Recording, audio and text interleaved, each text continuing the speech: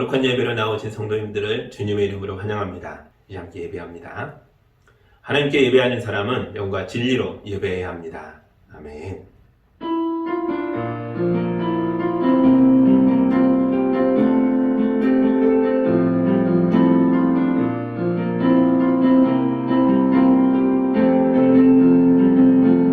사랑의 하나님 아버지, 주님의 백성들이 말씀을 사모하며 하나님 앞에 나왔습니다. 이 시간 모든 가정에 임재하여 주셔서 우리 성도들의 예배가 온전해지게 하여 주시옵소서. 예수님의 이름으로 기도합니다. 아멘. 지난 한 주간의 삶을 되돌아보며 거룩한 예배로 나왔으나 온전하지 못한 것들이 있다면 우리 마음속의 모든 어둠과 잘못된 행실을 고백하고 기도할 때에 주님께서 용서해 주실 줄 믿습니다. 함께 기도합니다.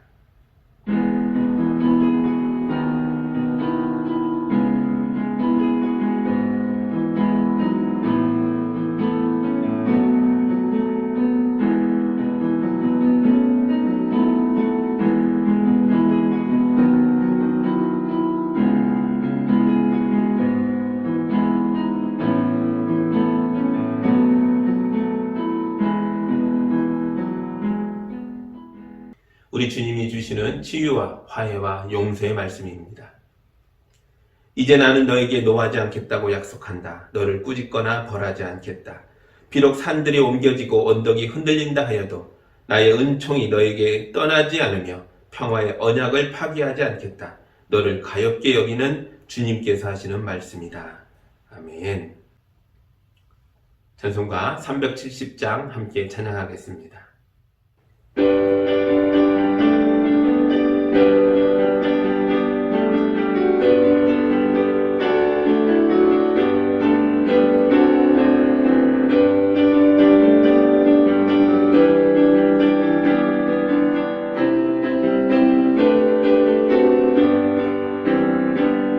주 안에 있는 나에게 난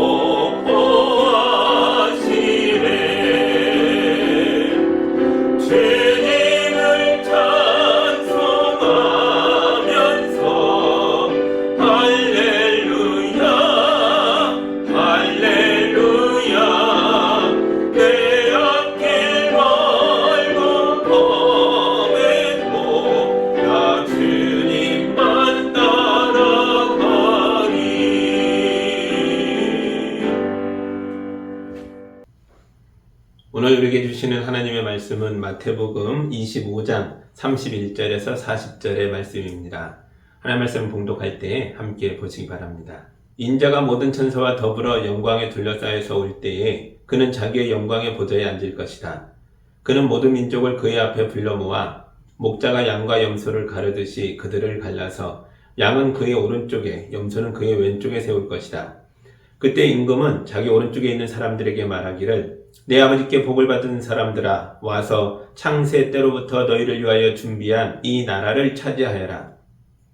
너희는 내가 줄일 때에 내게 먹을 것을 주었고 목마를 때에 마실 것을 주었으며 나그네로 있을 때에 영접하였고 헐벗을 때에 입을 것을 주었고 병들어 있을 때에 돌보아 주었고 감옥에 갇혀 있을 때에 찾아주었다 할 것이다.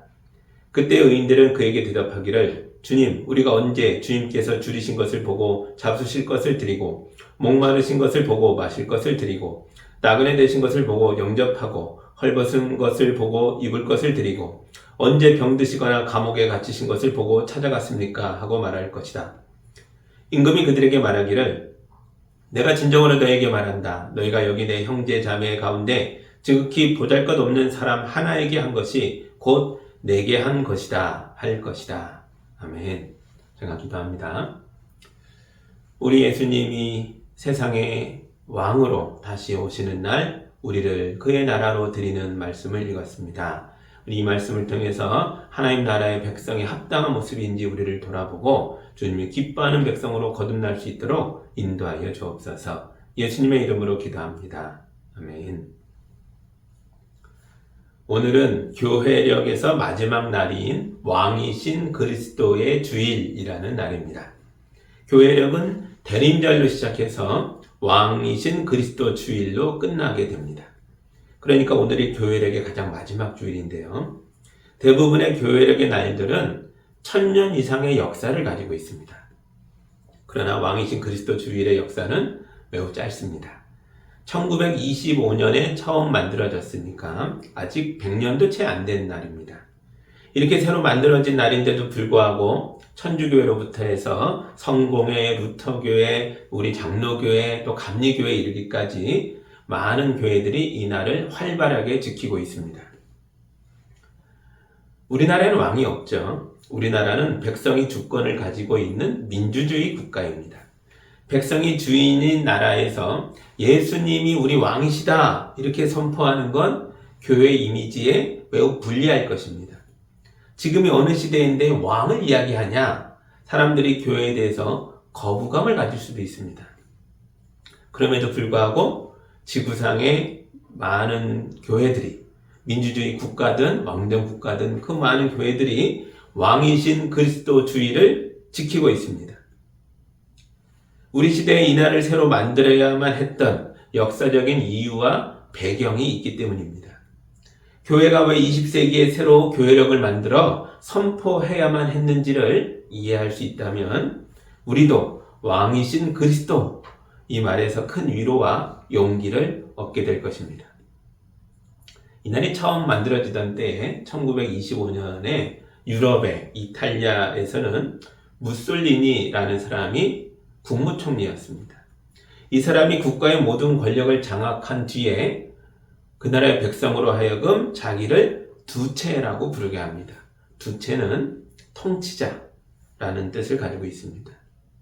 오직 최고 권력자 한 사람에게만 붙이는 두체라는 말을 백성에게 사용케 함으로써 자기의 권력이 얼마나 강한지를 드러낸 겁니다. 이걸 독일의 스틸러가 본받았습니다. 그래서 그는 자기를 총통이라고 부르게 합니다.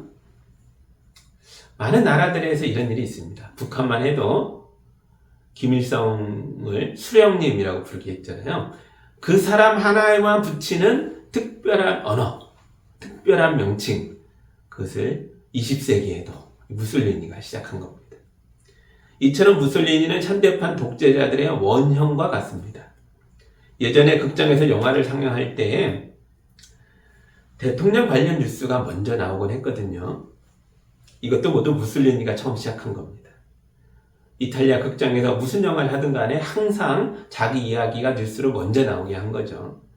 특히 독일의 히틀러가 무솔리니에게 아주 엄청난 영향을 받았습니다. 강력한 독재 국가를 형성한 무솔리니와 히틀러가 함께 손을 잡고 세계 2차 세계대전을 일으켜서 전 세계를 전쟁의 공포에 빠뜨렸잖아요. 사람들이 이런 끔찍한 세상에서 떨고 있을 때 많은 교회의 목사님들이 우리의 왕은 오직 예수 그리스도 한 분뿐이라고 설교했습니다. 그리고 새로 만들어진 교회력에 왕이신 그리스도의 주일이 있잖아요. 이것을 적극적으로 선포하고 지켰습니다. 이것은 폭력으로 세상을 지배하려고 했던 독재자들을 향한 기독교의 저항 운동의 성격까지 띠게 됩니다. 본래 그런 목표가 있지 않았다 할지라도 점점 그런 날로 전 세계 교회들이 인정하고 지키게 된 거죠. 제2차 세계대전이 끝났지만 무솔리니가 뿌렸던 독재자의 씨앗이 세상의 많은 국가들 속에 퍼져서 성장했습니다. 민주주의와 공산주의를 가리지 않고 아시아와 아프리카와 남미의 여러 나라에 이르기까지 많은 독재자들이 역사 속에 등장하게 됐습니다. 그들은 군대와 경찰을 동원해서 자기 권력을 강력하게 만들고 백성을 억압합니다. 다 무솔리니가 했던 방법들입니다. 세상에 독재자가 많아지면 많아질수록 교회도 더욱더 적극적으로 왕이신 그리스도주의를 지켰습니다. 그러면서 우리의 왕이신 예수님에 대해서 많은 연구가 교회 안에서 활발하게 이루어집니다. 그리고 교회는 마침내 예수님이 세상에 다시 오실 때 세상의 모든 권력자를 심판하는 종말의 왕으로 오신다라는 것을 깨달았습니다. 이미 그런 이야기가 있었지만 그것을 재발견한 거죠. 오늘 본문 31절에서 33절입니다. 인자가 모든 천사와 더불어 영광에 둘러싸여서 올 때에 그는 자기의 영광의 보좌에 앉을 것이다. 그는 모든 민족을 그의 앞에 불러 모아 목자가 양과 염소를 가르듯이 그들을 갈라서 양은 그의 오른쪽에 염소는 그의 왼쪽에 세울 것이다. 아멘. 우리의 왕이신 예수님이 종말의 심판자로 이 땅에 다시 오실 것입니다. 그날에 우리 예수님이 천사들의 호의를 받으며 영광스럽게 이 땅에 오셔서 세상의 모든 민족을 자기 앞에 불러 모아놓고 심판하실 것입니다. 그날에 우리 예수님이 목자가 양과 염소를 가르듯이 자기 백성은 오른쪽에, 자기 백성이 아닌 자들은 왼쪽에 세울 것입니다. 권력자들과 독재자들의 횡포에 눌려 고통받던 세상 속에서 교회가 이 말씀을 재발견한 것입니다. 그래서 교회력의 마지막 날을 왕이신 그리스도 주일로 선포한 것입니다. 이런 역사적 배경 속에서 처음에는 천주교회만의 절기였지만 지금은 성공회, 루터교회, 장로교회, 감리교회 할 것 없이 세상의 많은 교회가 이 날을 교회력의 마지막 날로 지키게 된 것입니다. 그렇다고 해서 예수님이 우리 왕이다, 이 선포의 말이 정치적인 의미만 들어있는 게 아닙니다. 우리의 평범한 일상 속에서도 우리를 억압하고 두렵게 만드는 힘들이 숨어 있습니다. 가정에도, 직장에도, 우리 아이들이 다니는 학교에도 폭력적인 지배구조가 숨어 있습니다. 백의 천사라고 불리는 병원의 간호사들 사이에서 태움이라고 부르는 무시무시한 일들이 자행되고 있었습니다. 겉으로 보기에는 한 쌍의 원함처럼 친밀해 보였던 부부였는데 실제로는 그들의 가정 속에 심각한 학대가 있었습니다. 겉으로 보기엔 친한 학교 친구들처럼 보였는데 실제로는 누군가가 친구들 위해 왕처럼 군림하며 심각한 폭력을 일삼고 있었습니다. 이런 이야기들이 우리가 매일 보고 듣는 뉴스에서 나오고 있습니다. 가짜 왕들이 우리의 가정과 직장과 우리 아이들의 학교를 지배하고 있습니다. 우리는 이 모든 일상의 현장에서 우리의 왕은 오직 예수님 뿐이시다 라고 선포해야 하는 것입니다. 예수님도 매일 이런 선포를 하라고 우리에게 가르쳐 주셨습니다. 제자들이 예수님께 기도를 가르쳐 달라고 했을 때 예수님이 주기도문을 가르쳐 주셨잖아요. 그 기도문 속에 아버지의 나라가 오게 하시며 라는 내용이 들어있습니다. 그리스도인들은 모두 하나님 나라의 백성입니다. 우리는 우리의 일상 속으로 하나님의 주권과 하나님의 다스림이 임하도록 날마다 기도해야 하는 것입니다. 하나님의 통치가 우리 일상 속으로 들어오면 세상을 지배하던 악한 세력과 사탄과 마귀까지도 모두 우리의 삶에서 쫓겨나가게 될 것입니다. 성경에는 이런 일들이 생생하게 일어나고 있는 장면들을 기록해 놓고 있습니다. 마태복음 12장에서 어떤 사람들이 귀신 들려 눈이 멀고 말을 못하는 사람을 예수님께 데려왔습니다. 예수님이 그 사람을 보시고 불쌍히 여기셔서 그 사람의 인생을 지배하며 망치고 있던 귀신을 내어 쫓아주셨습니다. 그러자 그의 눈이 열려 보였고 그의 입이 열려 대화도 일어났습니다. 그러자 바리새파 사람들이 예수님을 비난하는데요. 이렇게 얘기합니다. 예수에게 귀신의 왕이 씌워서 조물에게 귀신들이 예수의 말을 듣고 순종한다. 이렇게 말한 겁니다. 예수님이 그들의 말에 너무 어이가 없으셨던 것 같아요. 그래서 예수님이 지금 눈앞에서 일어난 일들에 대해서 아주 친절하게 다시 이렇게 설명해 주셨습니다. 귀신들은 서로 싸우지 않는다. 사탄이 사탄을 쫓아내면 그 나라가 어떻게 서 있겠느냐? 하나님의 영을 힘입어서 귀신을 쫓아내는 것이다. 그러므로 지금 너희에게 하나님 나라가 임했다. 아멘. 우리 눈앞에서 한 인생을 지배하던 악한 영이 쫓겨나갔다면 하나님 나라가 여기 임했기 때문이라는 것입니다. 하나님의 영이 여기 계셨기 때문이라는 것이죠. 하나님의 아들이 이 일을 행하셨다는 것입니다. 지금 여기에 예수님이 우리의 왕으로 오셨기에 하나님 나라가 지금 여기에 임하는 것입니다. 지금 여기에 하나님 나라가 임했기에 눈 멀고 말 못하게 하던 귀신이 쫓겨난 것입니다. 성경시대로부터 세월이 많이 흘렀고 시대가 여러 차례 변했다고 하지만 우리는 여전히 하나님이 아닌 다른 것들이 우리의 인생을 지배하려 하고 우리를 억압하려고 하는 세상을 살아가고 있습니다. 그러기에 지금도 예수님이 우리의 세상 속으로 임하셔야 합니다. 우리의 왕으로 우리 가운데 오셔야 합니다. 예수님이 우리 가정에서 왕이 되시고 우리 교회에서, 우리 학교에서, 우리 직장에서, 우리 나라에서 왕이 되셔야 합니다. 예수님의 통치가 세상의 모든 곳에서 이루어져야 합니다. 그래야만 세상이 변화될 수 있고 사람들이 해방되고 구원받을 수 있게 됩니다. 그래서 우리가 날마다 주님의 나라가 임하소서 이렇게 외치며 선포하며 기도하는 것입니다. 우리의 왕이신 예수님은 자기 약속을 지키시는 분이십니다. 하나님의 나라가 임하기를 기도하라고 말씀하셨잖아요. 우리가 그 기도를 할 때 그 나라를 우리에게 주시기 위함인 줄 믿습니다. 지금 이 시간 여러분을 억압하던 모든 악한 세력이 물러가고 하나님 나라가 임하게 되기를 우리 예수님의 이름으로 축복합니다. 아멘. 예수님이 우리의 왕이시라면 우리 누굴까요? 우리는 왕이신 예수님의 백성입니다. 자녀를 보면 부모를 알 수 있고 학생을 보면 선생님을 알 수 있듯이 백성을 보면 그 나라의 왕을 알 수 있는 것입니다. 세상 사람들은 우리를 통해서 우리의 왕이신 예수님을 보게 될 것입니다. 우리의 왕이 우리에게 요구하는 삶이 있습니다. 34절에서 36절입니다. 그때 임금은 자기 오른쪽에 있는 사람들에게 말하기를 내 아버지께 복을 받은 사람들아 와서 창세 때로부터 너희를 위하여 준비한 이 나라를 차지하여라. 너희는 내가 줄일 때에 내게 먹을 것을 주었고 목마를 때에 마실 것을 주었으며 나그네로 있을 때에 영접하였고 헐벗을 때에 입을 것을 주었고 병들어 있을 때에 돌보아 주었고 감옥에 갇혀 있을 때에 찾아주었다 할 것이다. 아멘. 이것이 바로 예수님이 자기 백성에게 요구했던 삶이고 이들을 구별해서 자기 백성으로 인정하고 오른쪽에 세워 그 나라를 주시게 된 내용입니다. 이들이 예수님께 먹을 것과 마실 것을 줬다는 거예요. 이들이 헐벗은 예수님께 옷을 입혀드렸다는 거예요. 예수님이 병들자 돌봐드렸고 예수님이 감옥에 갇히자 찾아와서 만나주었다는 거예요.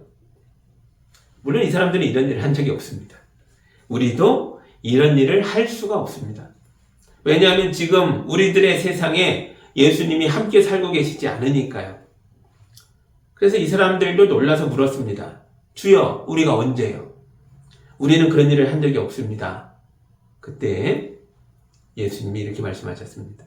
40절입니다. 임금이 그들에게 말하기를 내가 진정으로 너에게 말한다. 너희가 여기 내 형제자매 가운데 지극히 보잘것없는 사람 하나에게 한 것이 곧 내게 한 것이다 할 것이다. 아멘. 오늘 본문의 핵심은 우리의 왕이신 예수님과 그의 백성들의 관계입니다. 우리들이 살아가면서 맺어지는 모든 사람들의 관계 속에 우리 왕이신 예수님과의 관계가 들어있는 것입니다. 우리가 형제자매 가운데 지극히 보잘것없는 사람 하나에게까지 한 것이 모두 예수님께 한 것입니다. 예수님은 우리가 다른 사람들에게 하는 말과 행동을 다 알고 계십니다. 우리가 언젠가 모두 종말의 심판자로 오시는 예수님 앞에 서게 되는 그날, 예수님은 누가 자기 백성인지 아닌지를 구별하여 판단하실 것입니다. 그런데 그날의 판단의 기준은 종교적인 행위가 아닙니다. 얼마나 많이 기도했느냐? 얼마나 많이 헌금했느냐? 얼마나 봉사에 교회 일에 헌신했느냐? 이게 핵심이 아니라고요. 가장 중요한 기준은 우리가 이웃과 맺고 살아가는 관계에 들어있습니다. 우리가 형제자매에게, 지극히 작은 사람에게 무엇을 주었느냐, 그들에게 무슨 말을 했느냐, 무슨 행동을 했느냐가 중요하다는 거예요. 왜냐하면 주님의 백성은 자기들의 왕을 닮아야 하기 때문입니다. 예수님은 세상에 구원을 주려고 오셨잖아요. 예수님은 병든 사람을 고치셨습니다. 예수님은 배고픈 사람을 먹이셨습니다. 예수님은 귀신 들린 사람에게 귀신을 쫓아내주고 하나님 나라를 그에게 선물로 주셨습니다. 예수님은 감옥에 갇힌 사람들에게 자유를 선포하셨습니다. 예수의 백성은 우리가 해야 할 일들입니다. 프란체스코 성자가 있잖아요. 아시시의 성자라고 부르는 프란체스코가 오늘날 자기 제자들과 함께 길을 가고 있었는데요. 길에서 헐벗고 있는 아주 불쌍한 거지를 만납니다. 그는 제자들에게 이렇게 말합니다. 우리 옷을 자기 주인에게 돌려주자. 우리가 지금 입고 있는 이 옷들은 가난한 사람들에게 빌려 입은 것이다. 그러면서 옷을 벗어서 그 사람을 막 입혀주려고 했거든요. 제자들이 놀려서 다 말렸습니다. 선생님, 우리가 옷을 입고 다니지 못하면 우리 하는 일에 지장이 있습니다. 우리가 막 빨개 벗고 다니면 누가 우리 말을 듣겠습니까? 그러자 프란체스코가 나는 도둑놈이 되기보다는 예수의 제자가 되겠다. 그렇게 말하고 옷을 벗어줬다는 거예요. 아주 극단적이긴 하지만 어떤 의미가 여기 들어있는 거죠. 여러분이 가진 내 것이라고 말할 수 있는 게 뭐가 있을까요? 프란체스코는 다 하나님의 것이라고 생각했습니다. 지금 내가 뭘 가지고 있다면 하나님으로부터 온 거죠. 잠깐 내가 쓰는 것에 불과합니다. 지금은 내 손에 있지만 다른 사람의 손에도 언제든 갈 수 있는 것들이라고 생각해야 한다는 거죠. 그 다른 사람이 누굴까요? 나보다 더 필요한 사람. 그런 사람이 나타나면 그에게 돌려주라는 거예요. 그 사람 거니까요. 그래서 프란체스코는 자기 걸 준다고 말하지 않잖아요. 당연히 가졌어야 할 사람에게 돌려준다라고 말합니다. 굉장히 어려운 내용이지만 의미는 알겠죠. 이게 바로 기독교 윤리의 아주 중요한 대목 중에 하나입니다. 뭐든지 내 것이라고 주장할 때 문제가 됩니다. 본래부터 내 것이 어디 있겠습니까? 다 주님의 것이죠. 우리의 왕의 것입니다. 우리 예수님의 것입니다. 지금은 내가 잠깐 소유한 것일 뿐입니다. 언젠가는 주님을 위해, 이웃을 위해 잘 쓸 때 그것이 아름다운 열매가 될 거예요. 가장 중요한 게 형제 사랑입니다. 이웃을 사랑하고 하나님을 사랑하는 마음으로 우리가 중심을 가지고 살아가면 어떤 행동을 하고 어떤 말을 할지를 알게 될 것입니다. 성경에 너희 보화를 하늘에 쌓아두라 라는 말이 있잖아요. 우리 예수님이 하신 말씀입니다. 이 세상의 모든 것들을 영원히 가지고 있을 수 없어요. 영원한 것은 다 하나님 나라에 있는 것입니다. 우리가 예수 그리스도의 이름으로 선하게 사용한 것들은 흩어 사라지는 게 아니고 하나님 나라에 쌓이게 될 것입니다. 우리가 사랑으로 했던 모든 말들이 하늘나라에 쌓일 것입니다. 우리가 기도하는 마음으로 행동했던 것들이 다 하나님 나라에 쌓이게 될 것입니다. 우리의 왕이신 예수님을 닮은 주님의 백성들은 모두 영원한 하나님 나라를 유업으로 받게 될 것입니다. 아멘. 오늘 우리의 삶 속에서 우리가 어떤 열매를 맺고 살아가고 있습니까? 혹시 내가 생각하는 열매들이 교회 안에서만 열매이지 않습니까? 이것도 중요하지만 이게 전부라면 그 문제가 있는 겁니다. 내가 하는 종교적인 행위들만이 우리의 열매가 돼서는 안 됩니다. 오늘 본문에 나오는 것처럼 우리가 주님 앞에서 하나님의 백성으로 맺어야 할 열매들이 우리 관계 속에 있다는 것을 명심하시기 바랍니다.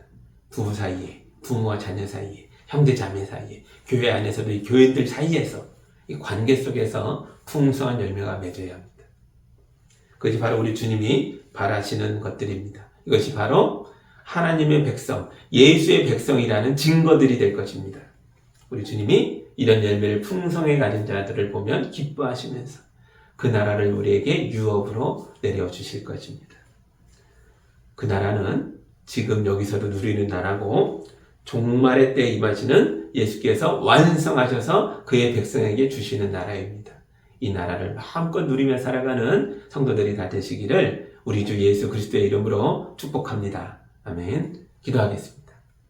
사랑하는 하나님 아버지 감사합니다. 왕이신 그리스도 주일에 우리의 왕이 어떤 분이시며 우리는 그의 백성이 되어야 하는 것이 무엇인가를 말씀을 통해 확인했습니다. 주어진 말씀대로 우리의 관계 속에서 예수님 닮은 말과 행동으로 열매 맺어갈 때에 그 나라를 유업으로 누리는 모든 성도들이 될 수 있도록 축복하여 주옵소서. 그러나 주님, 이런 일을 실천하기에는 우리가 연약합니다. 성령으로 우리에게 임하시고 하늘의 능력을 우리에게 덧입히셔서 예수의 이름으로 주님의 능력으로 거룩한 백성다운 삶을 살도록 우리를 인도하여 주옵소서. 예수님의 이름으로 기도하옵나이다. 아멘.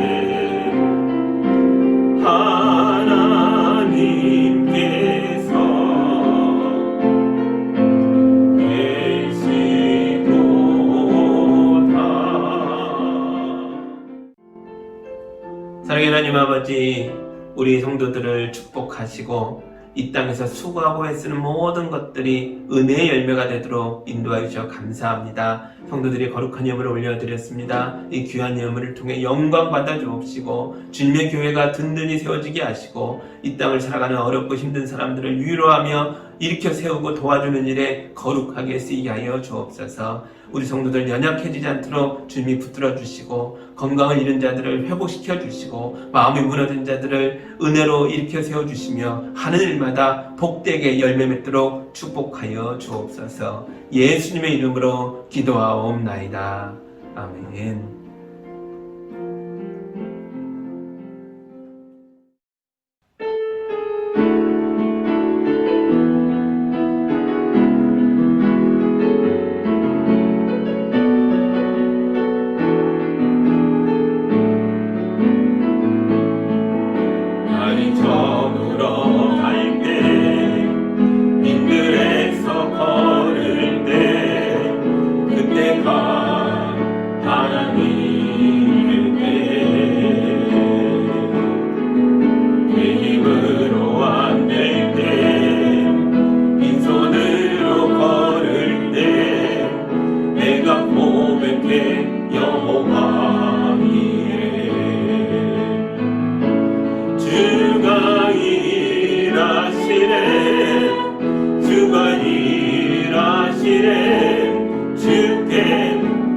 아끼지 않는 자에게 주가 일하시네 주가 일하시네 신뢰하며 걷는 자에게 우리 모인 이곳에 주님 함께 계시네 누리네 아버지 은혜 화물 공이 내 모든 걸 드릴 때 모두 고백해 여호와 이름. 주가 일하시네 주가 일하시네 주께 아끼지 않는 자에게 주가 일하시네 주가 일하시네 신뢰하며 걷는 자에게 주가 일하시네 주가 일하시네 주께 아끼지 않는 자에게 주가 일하시네 주가 일하시네 신뢰하며 걷는 자에게.